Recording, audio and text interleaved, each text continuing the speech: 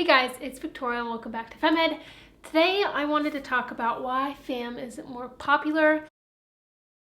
So there's a lot of stuff going on here, but I've kind of found three things that stuck out to me that I wanted to talk about today, which are education, money, and misconceptions. So let's just work through each of those and we'll start with education. Unfortunately, a lot of family doctors don't feel comfortable recommending FAM because they don't completely understand it themselves. Because FAM often isn't even mentioned in medical school, or if it is, it's just kind of glossed over really quickly. The pill or other hormonal birth control options are obviously a much easier prescription for doctors to write. Learning how to chart requires a certain level of support from a community or a person, and thankfully that is definitely growing online. I've seen it over the past couple of years kind of, we'll say, boom in a way, but there's definitely a lot more conversations being had online and a lot more support being given surrounding the world of FAM. But learning how to chart still isn't as easy as visiting your doctor's office for a quick prescription.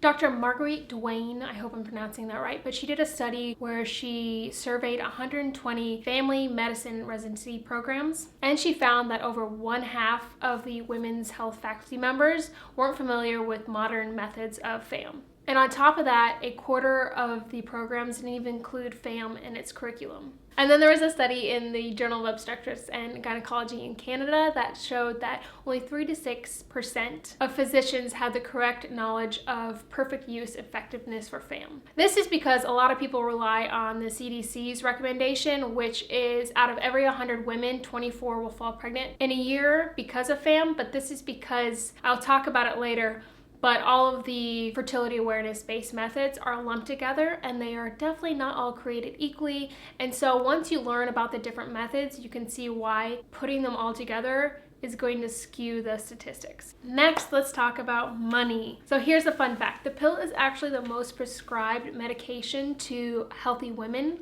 and it is a $4 billion per year industry. Now, on the other hand, FAM, if any of you are familiar, requires simply a basal body thermometer, which you can get for under $10 to $20, either paper chart and a pencil or an app. And then on top of that, if you do chart your cycle, it will give you a deeper look into your health, and you may discover things that can be solved with a more natural treatment rather than costly prescription medication. And not surprisingly enough, a lot of the medical education out there is influenced by pharmaceutical funding. I saw one example where a medical student had 6 weeks of nutritional training on Friday afternoons in comparison to 3 months of pharmaceutical training. And the money available isn't really comparable when it comes to the amount pharmaceutical companies pay for marketing their products, because FAM is often either taught by individuals or grassroots organizations who have little, if any, funding towards marketing. And finally, the misconceptions of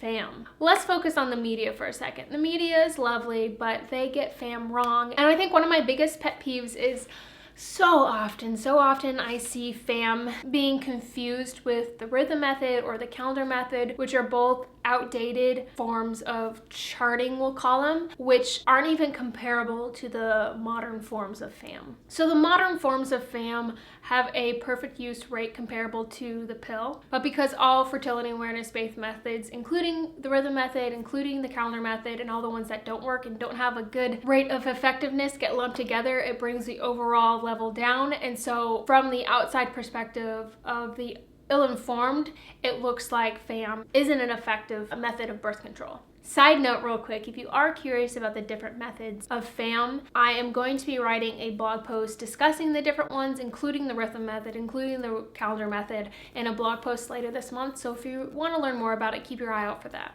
So very often FAM is portrayed as too hard to learn, that it takes too much time, and that it takes away your ability to have spontaneous sex. And while FAM does take a few cycles to learn, I do believe that just about anyone is capable of learning how to do it. But the thing is, once you learn the method, it's something you can use for the rest of your life, and you can use it for so many things beyond just birth control. As for FAM being too time consuming, that is not the truth whatsoever. It just takes a few extra minutes each day for natural, non-hormonal safe birth control. And then this whole thing where if you're not on hormonal birth control, you can't have carefree sex. I think people overall need to widen their definition of what sex is.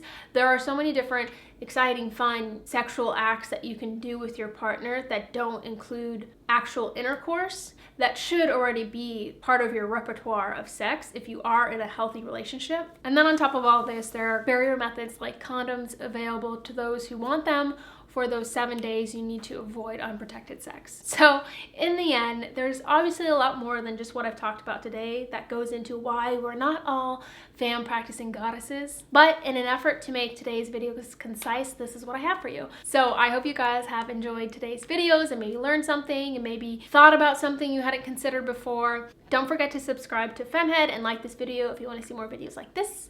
And I'll see you guys in my next video. Bye!